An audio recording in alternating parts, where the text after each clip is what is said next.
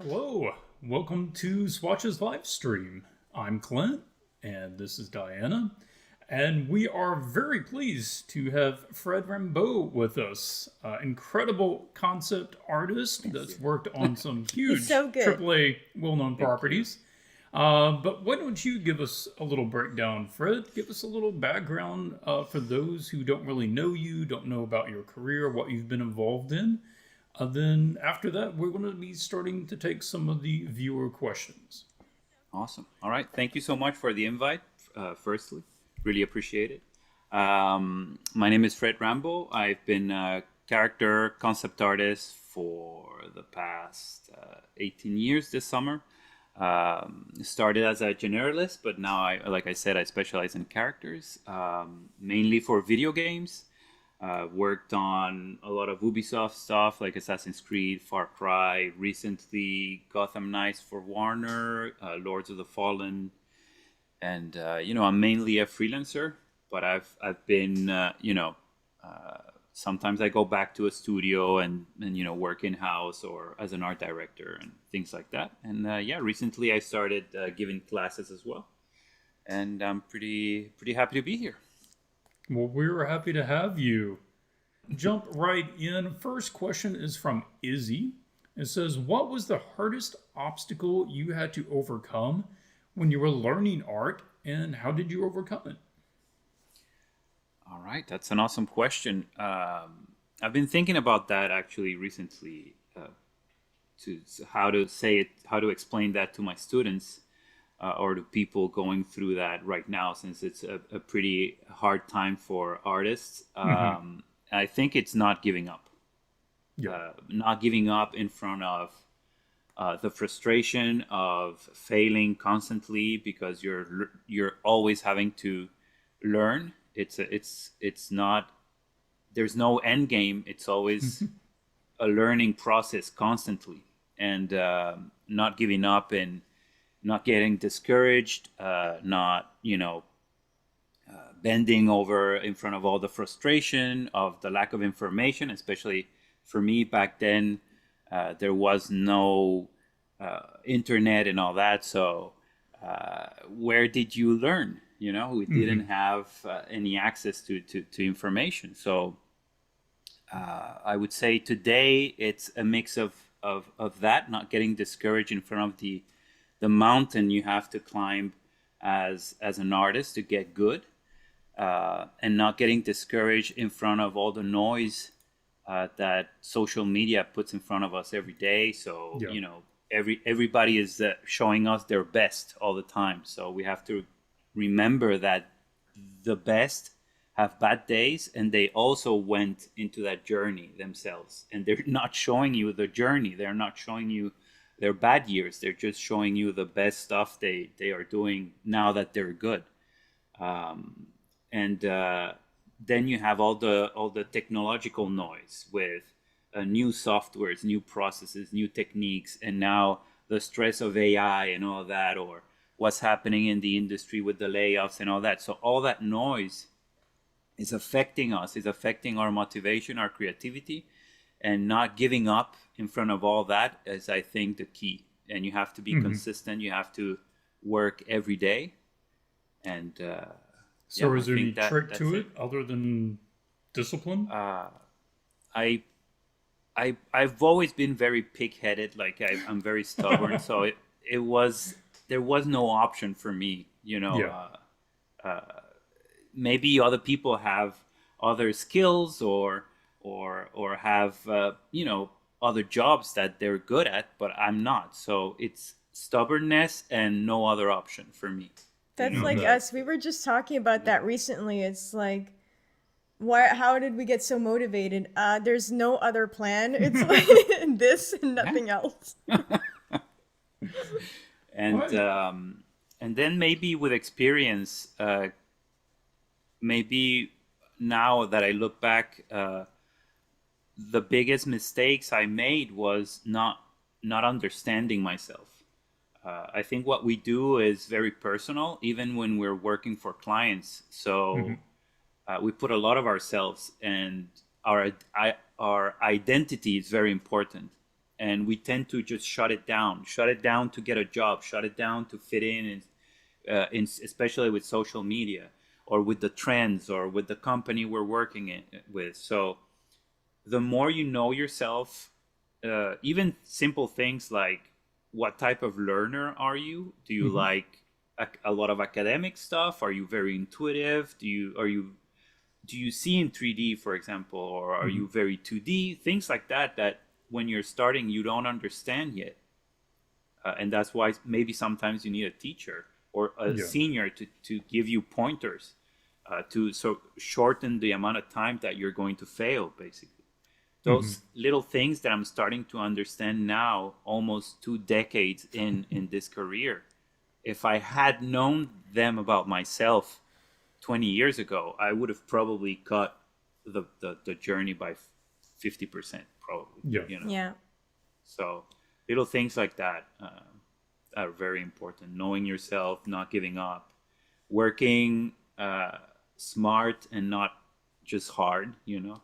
Yeah, big difference there. Which is something that young people don't understand. And I've seen a lot of messages, comments, and things online of people getting angry with the hard work grind mentality that is very popular. But again, what they're not telling you, those very successful, hardworking people, is that they have a very, precise schedules, and they take care of themselves a lot. But they're just not sharing that with you. They're just sharing the grind. So understanding that you have to be very maybe strategic with how you work, so you don't burn out your body. You have to take care of your body. You have to take care of your mind, your emotions, all that. So, and when I was young, I was just, going like crazy until I don't know what time at night, 2, 3, 4 a.m. And then you don't understand why nothing's working, right? Because it's just not going to work that way, So learning all those things about myself and what's best and how to keep healthy as well is super important. It's a longevity thing, right? It's a marathon, basically, that we're doing. So those are all really, really good points. Let's go to, you want to go to Ricardo's question? Sure. Okay, so Ricardo is asking, for someone who wants to get into the industry as a character concept artist now as a junior, how feasible is it to only have characters in the portfolio? As of now, character concept art is extremely competitive. What would be your recommendation? I think there's no secret pill. Companies are going to hire you if they see something they need in you, right? If you have, everybody says the same. What is the value you bring to your customers or your students or your clients and all that? So it's always the same. If a studio is looking for a very good fantasy character designer, concept artist, and your work has very good fantasy concept art, then they'll probably look at you and consider you for the role, right? And then it gets competitive, like you said, because there's many people who do that, right? So then other things start to come into play. Of course, there's the experience. If somebody is much better than you or faster than you, and the client sort of realizes that, then maybe they'll go with that person. But then it's the budget. Maybe they cannot afford that big shot, and this is a reality, and nobody thinks about it. And everybody's like complaining about rates and this and that. But at the end of the day, when you're an art director and you need to hire somebody and you're in a game studio, you're going to go talk to your producer, and the producer is going to pull out the budget, and he's going to give you a very specific number.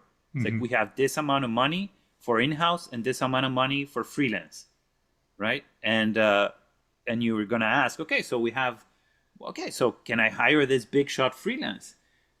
And you give their rates, and they're like, no, because the budget I gave you is freelance overall for the whole art department. like 3D environments. Oh crap! Okay, so we have to divide it for just the concept artist.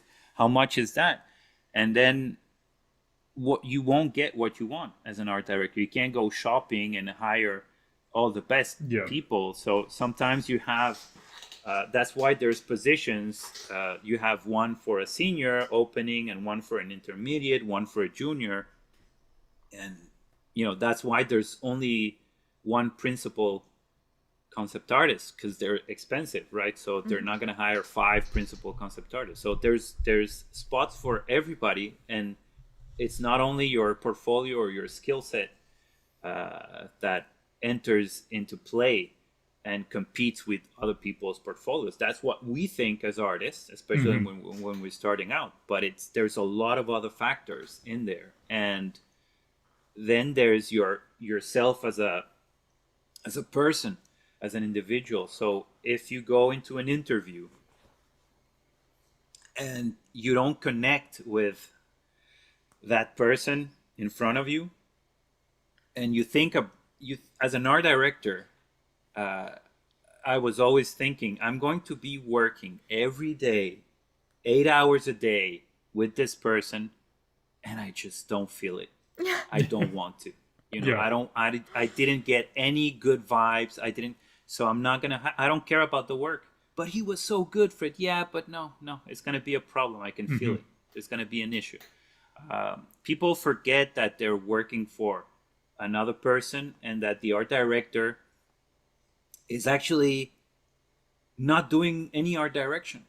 He's just putting out. That person's just putting out fires constantly, dealing with problems constantly, with people problems, with technical problems, artistic problems, interdepartment problems, communication problems. He's not doing art direction. I wasn't doing art direction. Art direction is set with documents at the beginning, and then just hell starts, So when you hire somebody, you have to think about the human factor a lot, actually, sometimes more than the artistic factor, because most of the portfolios out there that are considered, they're good. They can do the job. They can do belt buckle variations and whatnot. So, but when you go to your artist and you talk to them and you ask for something, and they start complaining about the task, or they start, oh my god, and this and that, or they have a bad attitude, or they don't communicate well with the 3D character modelers, and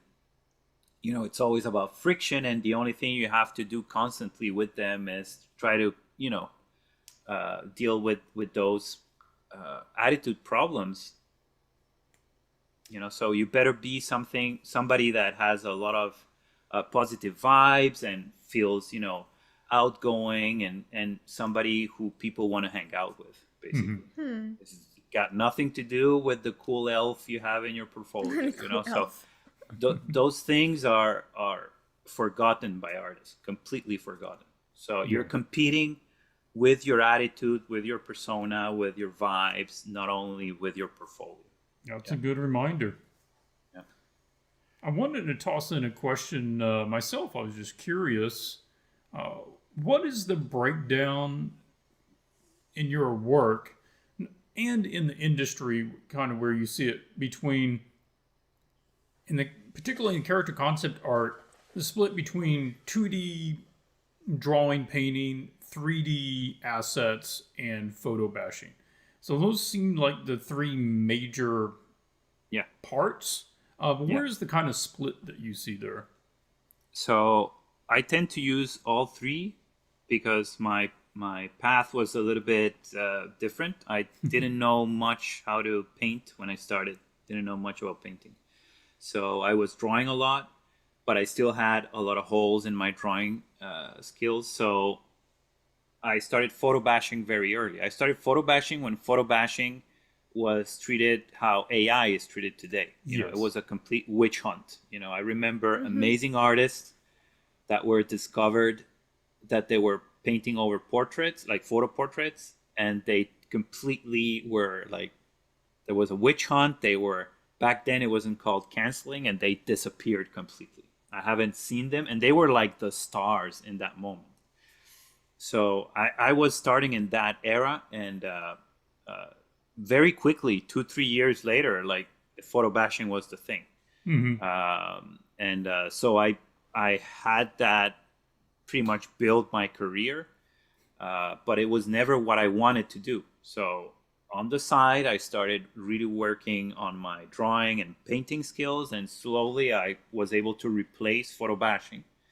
But then I've always dabbled in 3D since the school days, and I've always loved the very beautiful 3D renders when they're like done by amazing artists, and that finish and how it looks, and started seeing all those amazing 3D concept artists pop.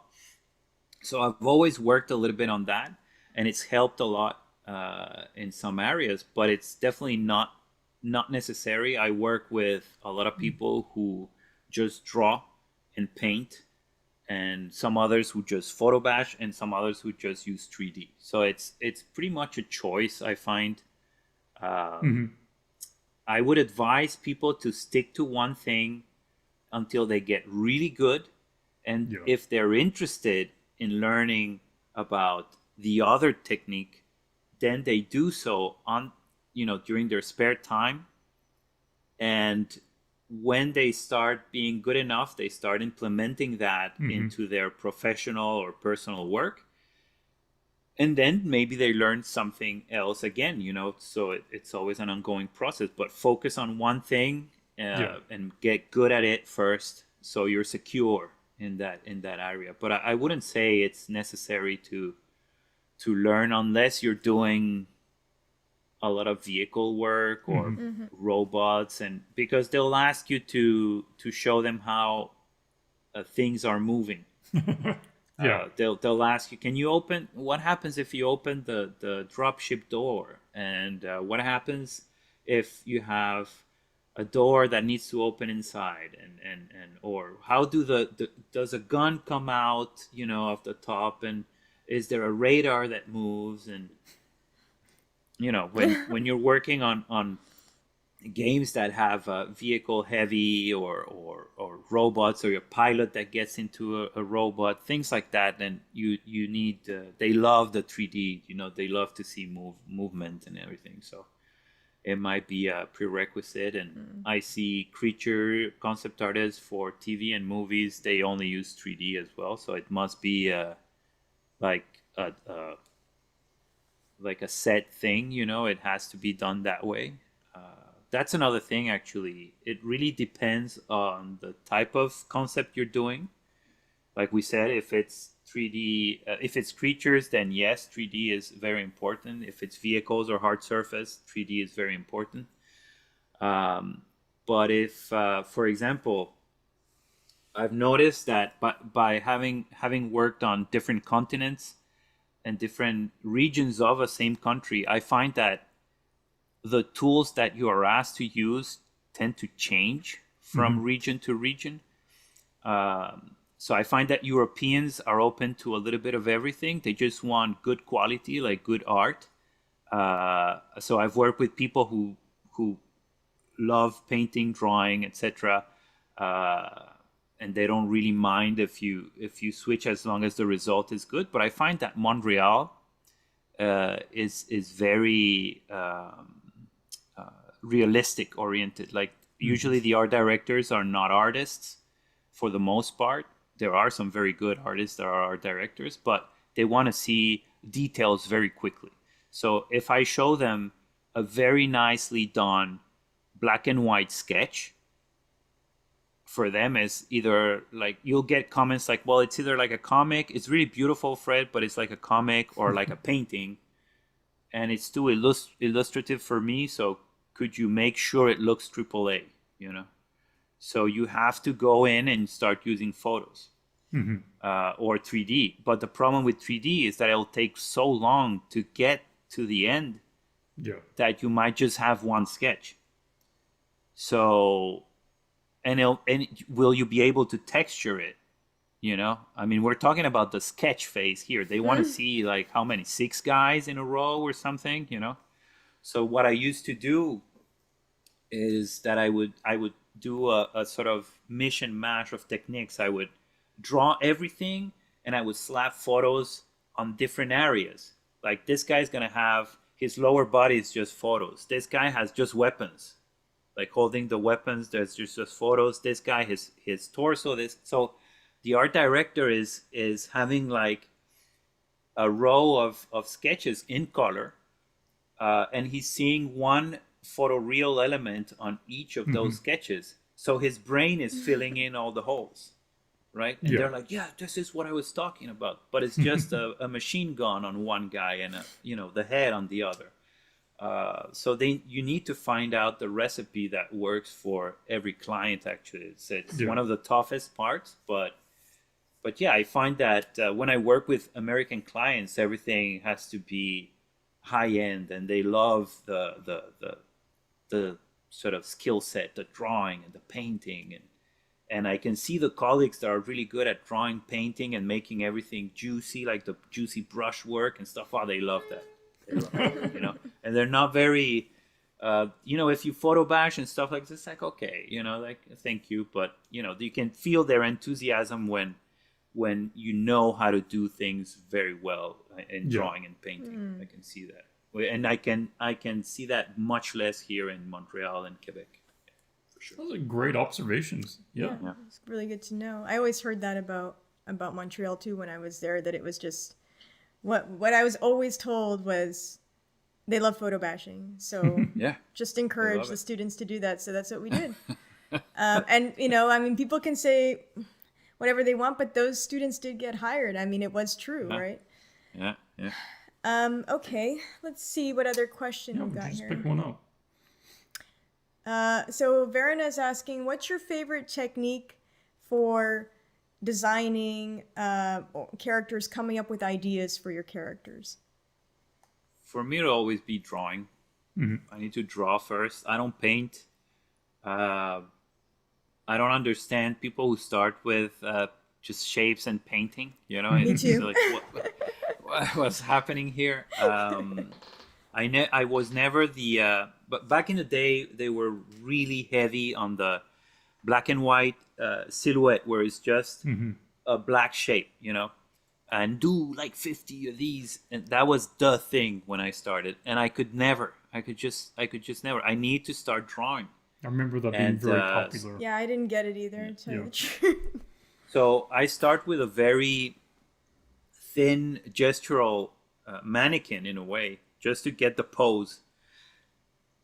And if the design is complex, I'll omit the posing and I'll use the symmetry tool. And I'll start drawing a simple costume, because most of the time character design is about a costume. And so I'll just do a normal human in a sort of very frontal pose, and I'll design the costume first if it's really difficult or complex, and then I have that little guideline. It has maybe simple value breakdown, or like 3 values or 3 colors or something like that, and then I'll do my gestural mannequin to nail the pose, because you're selling emotions when you're selling a character as well. So if I have a pose that I like that's conveying danger or arrogance, or somebody who's really strong and heavy like the Hulk, is going to be posed different than Black Widow. So you have to find the right pose for the right personality of your character. When you have that and you say, okay, this is going to sell the idea, then I start drawing my little costume idea design on that sort of cool pose. And for me, it's all about drawing. So if I could just draw and add simple colors to the drawing, and not having to worry about a bounce light or how to paint fabric and the worn out leather of the pouch of the elf or whatever. So, because yes, that's important for the 3D modeler, and it's also very important to sell it to the suits in the studios that are going to approve the game. You have to, you have people who are not even game developers, so just business people. They have to be, excited and sold. So you have to go over the design, all the production needs, but then you have to have like the beautiful character illustration with all the bells and whistles, probably with the very useless painted background, you know, and the whatever the ground is painted, there's shadow on the ground, and then that thing's gonna blow everybody's mind, and they'll love it. So that's why there's the very clean render, painting, or 3D or photo batch at the end. But for me, the only important thing is the idea, the design, and you can put flat, simple colors, and then point out to photos for the materials. And that would be the smartest and fastest way to make a production concept. Because all the rest is political rendering, maybe, to give it a name. Is you're doing a beautiful image just to convince somebody that you actually know how to do a game, which is, and that takes the longest time. So that beautiful image might be spending a lot of your budget. And then people get laid off because there's no more money, you know? So there's a lot of unnecessary things just to please higher ups that have no clue how to make a product. So if it were me, I would just ask. I mean, I never asked my artists when I was the lead to over render something. It's, I mean, it's just a pair of jeans, you know. Just just tell the modeler it's a pair of jeans, and that's it. You don't need to put all the things there and the shoelaces. And it's not necessary. But some people demand that, so you have to to put it there. True. And to go back to which technique I prefer, because we have to render the crap out of the concepts.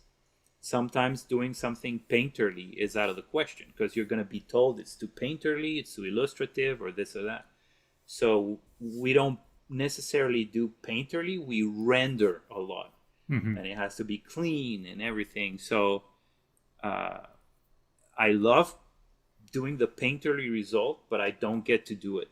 And so when I want to do that, it's for myself, and I do it on the side, and I might do like a little fan art or something, because I really like pop culture. So I'll do a little portrait of a superhero or whatever, and I'll make it kind of painterly, and that's my little satisfaction on that. And I get to train that area as well of my skill set that I don't use.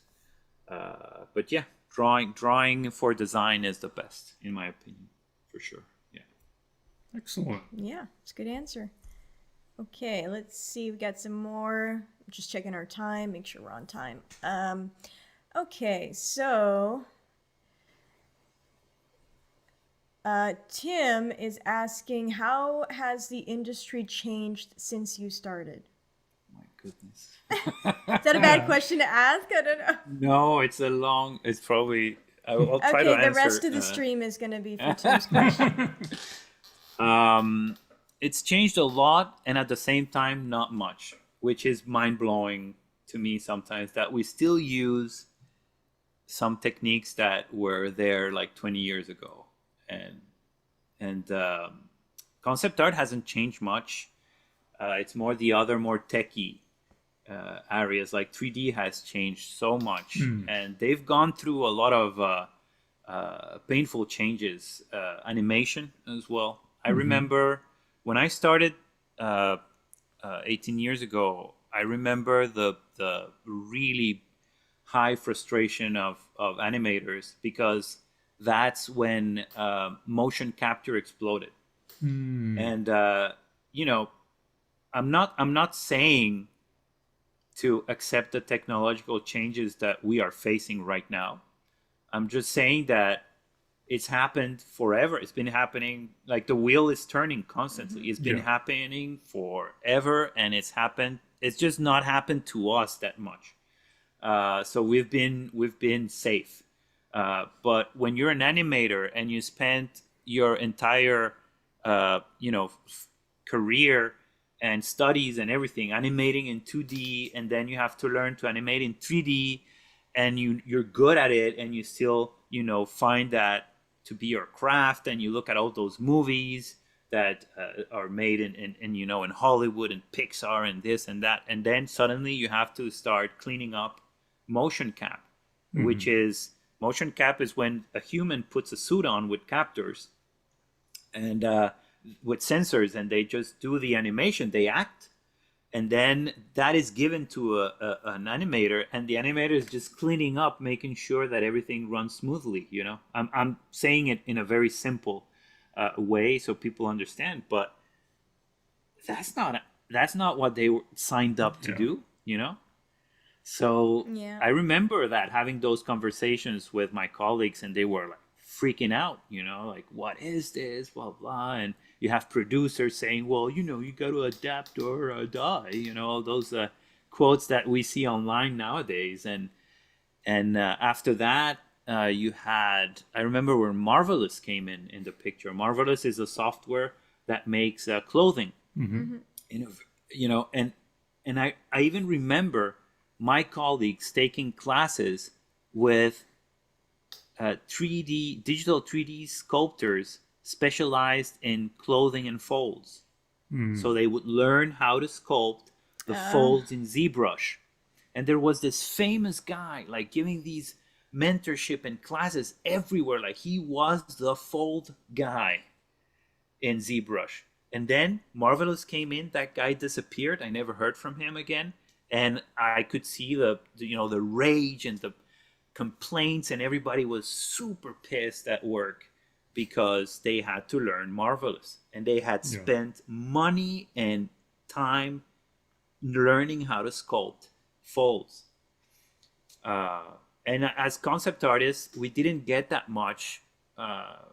Some people just stick to their guns and they'll draw their way and this and that, but I've always been very sensitive to the changes. And I remember when, I had to learn SketchUp because you're told at work that you need to learn SketchUp. And then, well, you need to learn Modo. And then, we have all the famous concept artists teaching us Modo, and then they switch to Blender. And the same guys, and they start doing all the classes in Blender. So it's like, oh my God, so now I have to, and your boss is telling you, use Blender because it's free. It's not going to cost me anything. Modo costs me every year. So please use Blender now. And it's like, oh my God. And everybody thinks that you can learn Blender like this, which is not the case. Especially for people like me who are more 2D and illustrative and all that. We have a hard time with technology and 3D. So I went to all those frustrations as well. And but to go back to the question, it's changing it in the more techie aspect. Like Unreal has changed a lot of things, and it keeps on bringing more and more changes every day. So I would say technologically it has changed, but for some things like art, it's still very old school. We still do the same. I still use the same process. I still create the same things. The ideas change. The what clients want to see change a lot. What the topic is about, the designs. We've seen the rise of more futuristic settings versus fantasy settings that were more popular back then. But other than that, I still use the same dinosaur technique. Well, I'm going to say, like, the principles of design, anatomy, perspective, those haven't changed. No. So you're still just using all those same things again. Yeah. Okay, let's see how we're doing on time. Okay, we got time. Which one should we ask? There's a pile of them here. Yeah, let's see. Oh, he kind of talked about that. We just had some questions from people more curious about how the overall work goes. So as a freelance concept artist, how does the interactions go with you and the art director? Are you working really solo and you're just occasionally getting some input? Or is there a kind of a team atmosphere even though you're freelance? You can just kind of give a breakdown of that. So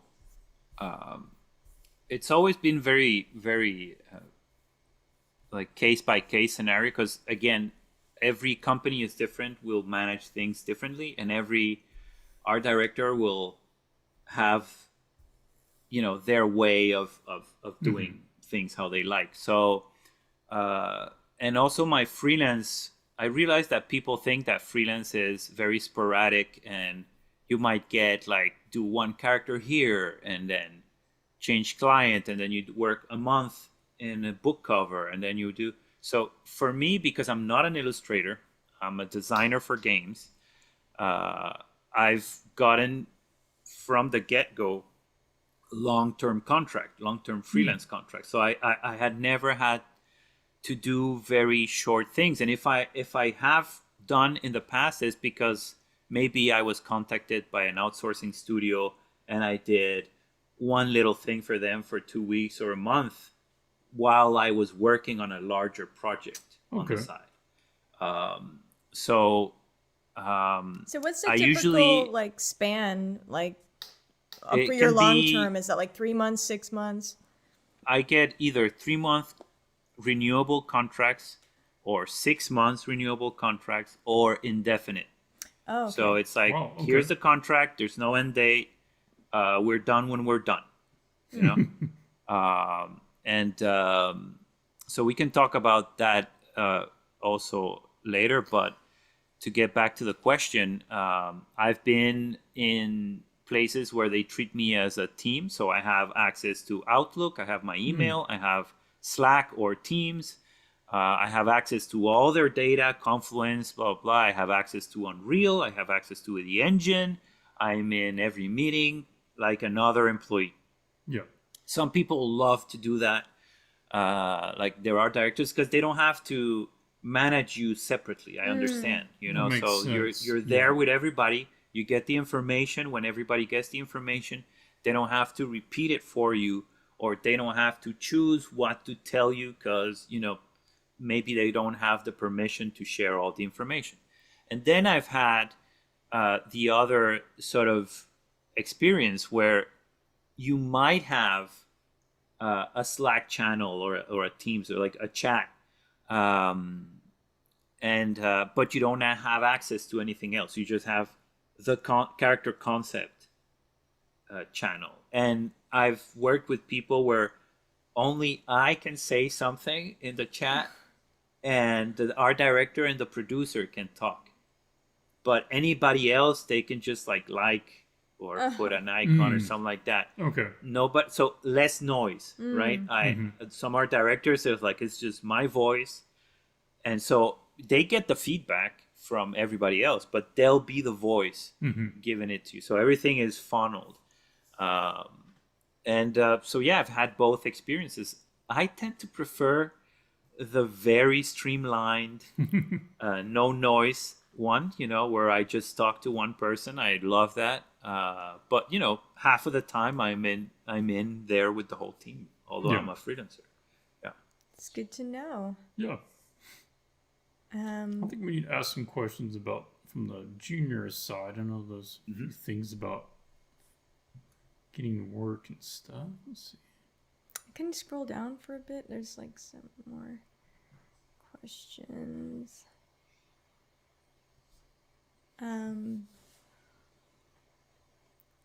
I guess this question you could say, how can I rephrase this? The differences between a junior and a senior portfolio. So if you were in a hiring position and you were looking to hire a junior, what would you expect to see in their portfolio? What would you want to see? And how does that differ from like a senior's portfolio? I guess I would be more demanding with a senior. I would expect to see a lot of things, all have to be well done, executed, and probably I'll be looking for great design, great ideas, and great execution. And hopefully I can get a little bit more for my money. That means I hope the person is not just a one-trick pony. So maybe you see a lot of environments, but not just one topic, like not just fantasy. So they have contemporary environments, sci-fi, and fantasy. Something like that. And then you see a lot of the asset creation that goes inside the environments. So all the buildings and the props, those are made separately. So you're like, okay, he's a designer, not just an environment painter. Something like that. And for characters, it will be the same. I would expect to see either a high-end specialist that just does fantasy and you just hire that person to design the main characters of your fantasy game, or somebody who can do a little bit of everything and maybe have something else like weapons, all the weapons and the props, like what we call hero props, that are very important in the game. All that stuff that person can do as well, and they can do maybe beautiful illustrations too. Like you can see super high-end character posters, or even better, they can do scenes. So you have, I don't know, Captain America fighting this and that guy, and there's a beautiful background, like a keyframe. That would be, although I suck at it, I'm asking for the unicorn here, but I can do those things, but not really well. But usually that's what, naively we want from a senior. And from a junior, I want to see somebody who is a designer first.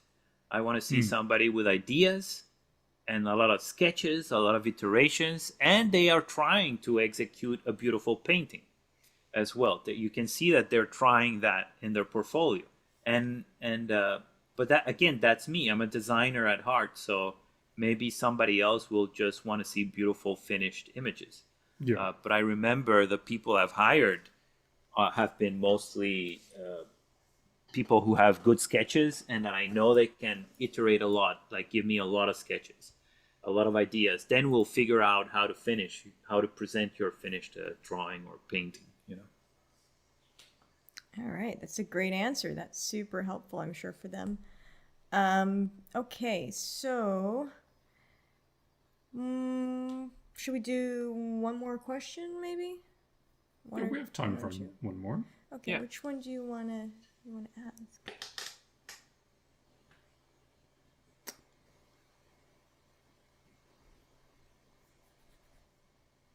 Oh, well, I did want to. We do want to ask him about his elements. Yeah. So, Fred, Yes. do you want to plug your mentorship? I know you're booked. You said you're booked till the end of the year, right? So because I'm working full time, I cannot take a lot of students, right? So obviously the seats are very limited. So it got booked pretty quickly. And I had to stop even for September. I had to, because people were going crazy. But again, I mean, I can't take 15 students, for example. It's not possible for me. So I might open up a few seats, maybe 5 seats in September, like extra seats. I'll let people know online in my Instagram. I'll post around mid-August. If that's the case, I'll say there's X amount of seats available. And yeah, so basically the mentorship is I have to be precise every time. It's not a drawing or painting class. It's more like a character design class. And what I'm offering is that people come in with their portfolio, we analyze their portfolio, we talk, and we come up with a plan of attack. Basically, the goal is to get them better as fast as possible. And I'll come up with a working plan where we work on 2 things. We work on their concept art, but we also work on their foundations. Although I'm not teaching foundations, I'll give them any help I can regarding their painting or figure, because it's characters, figure drawing issues. And I'll give them as many exercises, but I still recommend them to, if they really want to get good, they have to go back to the basics. Just draw, paint, learn how to draw and paint. The shortcuts I give are just that, are little shortcuts that might help you in the short term. But if you don't work out on the foundations, it'll still be a weakness in a Yeah. year or 2 years, 3 years. So basically, I just push the students to better present their concepts, do better designs. I talk about that a lot, and take their concepts to the highest finish they are able to technically. And hopefully they have a better idea of what to work on to make a better portfolio with their skill set right now. And hopefully they understand that they have to work like crazy in drawing and painting, regardless of what they're doing. You're photo bashing. If you don't know how to draw or paint, your photo bashing is going to look all wonky and weird. If you're doing 3D and you don't know how to draw and paint, your 3D is going to look all weird and incorrect. And when I say this to my students, they look at me like, what is this guy talking about? Because I'm not drawing, I'm using 3D. Yeah. Well, if you don't have no knowledge of figure drawing, how can you pose your 3D character? If you have no knowledge of painting, how can you light that 3D to make it look amazing? And how can you touch it up in Photoshop? Because you will have to touch up your 3D. And when your client asks you to change the legs of what are you going to do? You're going to go back and model the legs, texture the legs, render the legs. By then, your neighbor is going to have 10 legs because he's drawing, So you have to be able to be versatile and Yeah. and all that. So I'm trying to make sure that they understand that they have to work on their foundations. They have to go and study with you guys or with some other school that gives drawing and painting classes, and nobody wants to do that. That's the funny thing. They want to get to the juicy final concept immediately, but it's Yeah, just we're not always how that doing the works. same thing, always pushing people for more volume. Like you got to do more. There's a lot more quantity involved in this. Yeah. I've- It's always the same, Fred. Yeah, and they don't believe me that I still do it. I still do it. I still draw the skull. I have a skull replica. I have the Azaro head. I still do portrait and painting and Yeah, it's so just do this we. never We do ending. it still. Yeah. Clint just finished like a page of 100 figures like yesterday. Yeah. Just it's like I'm just gonna Yeah. do 100 because I need to practice. And it's like we tell people this, and they just genuinely don't. They think we're just trying to like gatekeep them or something, or make them work for no reason. And it's like, no, this is what we do. Yeah, occasionally we're going through the curriculum, we're showing the process. Okay, this is how we want you to do it. And it'd be like, so is this just what you're having us do, or is this like what you actually do? It's like, no, actually we do more. We're just slimming it down for you because you have a limited amount of time. And people think that when they get a job, it's over, right? Yeah. Oh yeah. It's even, I might say it even gets more complicated because you're competing. That's when you're competing. You're already a professional, and you have to deal with all the other professionals. And if you don't step up, you're gonna get left behind by the people your generation. The new generation is 10 times stronger. They have all your information already, Yeah. and they're gonna get even better. And then you have the old elite, right? That like the untouchables, and you want to go there, and technological changes, like we said, and then keep on working on the artistic skills. It's just like a lifestyle, basically. And and for the longest time, I was just like doing my job and complaining about everything. But the reality is that I had to work really, really hard Yeah. for even a little bit of improvement. And then Yeah. we go back to the not giving up thing, because the reward is always very little.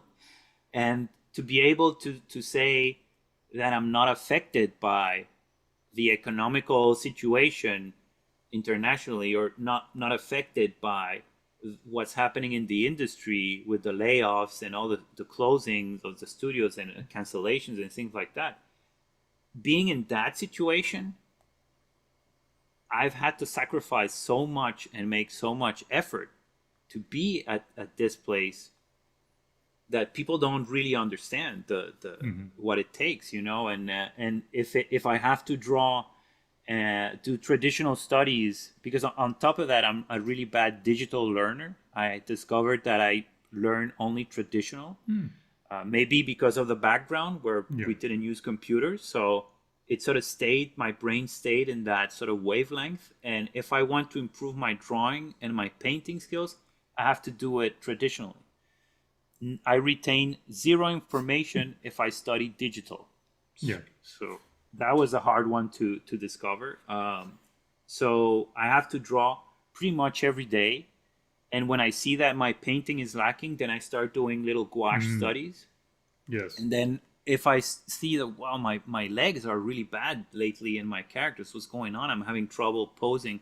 Then I go back to figure drawing and it's just posing figures in every pose. And I do that every day.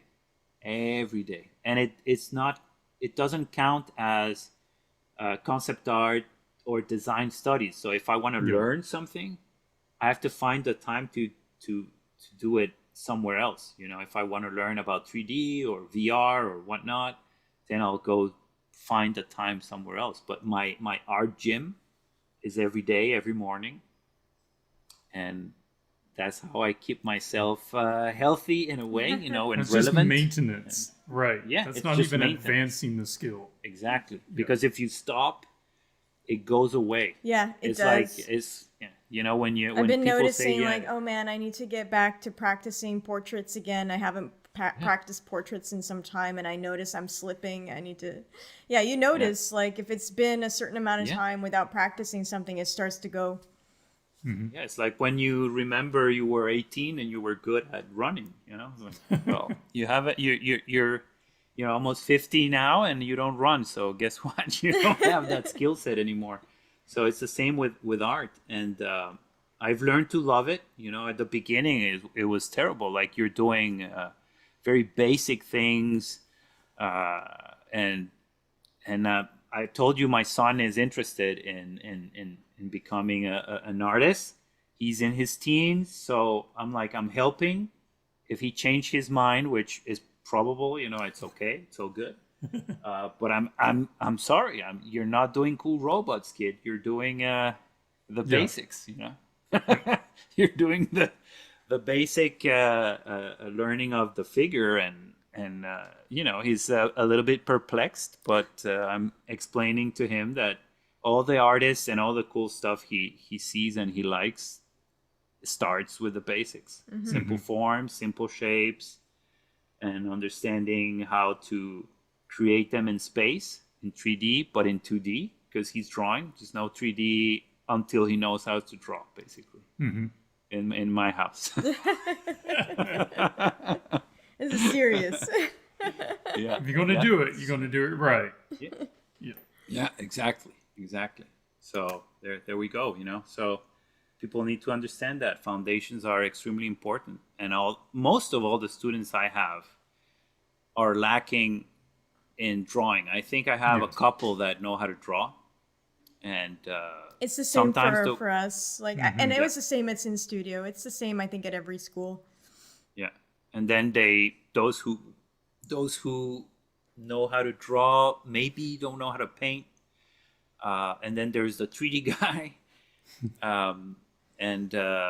you have to sort of like fill in all the holes and make sure they understand that they have to work out every day, and maybe not so fun stuff. That's going to make the difference. That's it is. all the professionals I know that right now have their social media blowing up, and they're like famous character concept artists. All those guys have done studies like crazy. Yeah. I know people who I remember talking to them like 10, 15 years ago when we were working together, and I remember, I'm not going to not put them on the spot with the naming, but one of the best guys out there who draws like crazy, he was waking up around 4:30 in the morning. He was in his early 20s, by the way, and he was already like ridiculous. I was 30 something and I was his boss, and I was asking him, how did you get here? How is this possible? It's like, I'm waking up at 4:30, maybe 5:30, I'm ready. I had my coffee, maybe I exercised a little bit, and at 5:30 or maybe 6, if I'm tired, I'll start drawing. And what do you draw? Well, I draw studies. And if I'm doing an illustration of this or that for work or my personal, I'll try to do studies in relation to that so the work comes out better. So whatever needed to be studied, like figure, animals, props, whatever. He was drawing birds. If the illustration had birds, wings, how is a wing constructed, and everything. And he was just doing traditional, because for him, then switching to digital was easy. Like the difficult thing of doing it in traditional art then makes digital seem very easy. And he sometimes, most of the time, was using a big pen or pencil. Is it a pen? Pen. So you cannot erase. Yeah. Yeah. So he was very deliberate with his lines and very thoughtful. And he wasn't using brush pens, because brush pens make everything look good. So it was just the big and his mediocrity, basically, right, in front of him. And by 9 a.m., he had 3 hours on everybody, because everybody goes to work at 9, more or less, and he had already 3 hours of deliberate practice. By 12, I had 3 hours. He had 6.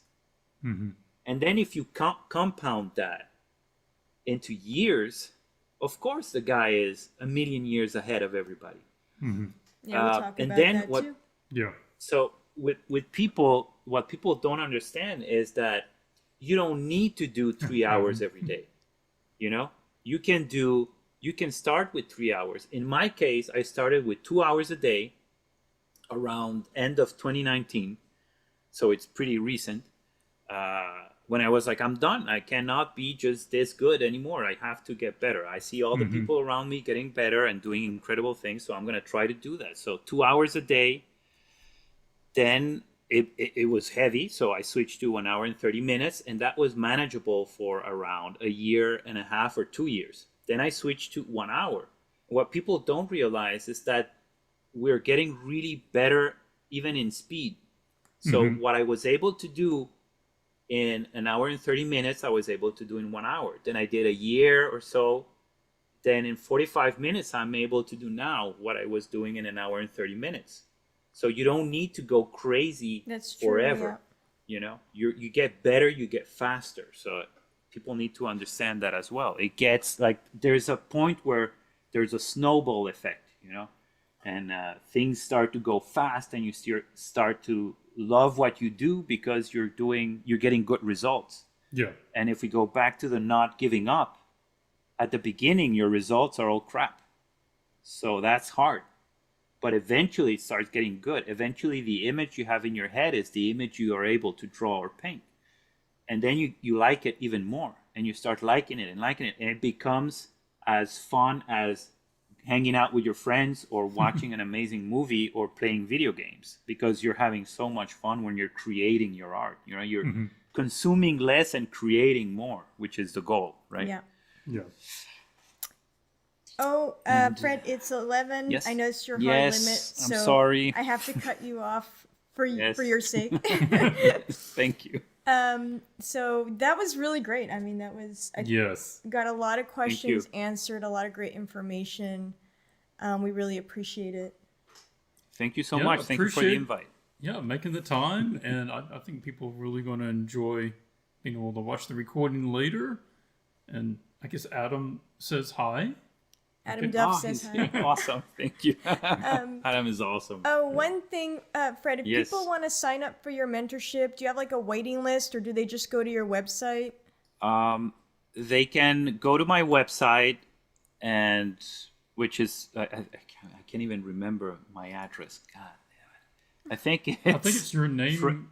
FredRambaudArt.com. Yeah. Yeah. So they can go there. There's a mentorship tab. They get all the info. They contact me if they're interested, and I can put them in the waiting list. Okay. And then it's, if there is a student who doesn't take the mentorship and was supposed to, then there's a seat that is free. Sometimes students, they've told me they want to continue with another set of 2 months. So it depends on how many people continue, how many people stop after 2 months, and which seat in the which spot in the waiting list gets free first. So Okay. yeah. Okay, so you guys know what to do. If you want to learn from Fred, just go sign up and then wait until he's free for you. Yes. I guess that's it for today. Thanks for coming, everybody. Thank you so much. Thank you for the invite again. Thank you. Okay, just stay on Zoom with us, Yes. Fred, and we'll let Yes. everybody else go. Take care. Thank you, everybody. Bye bye. Catch you next time.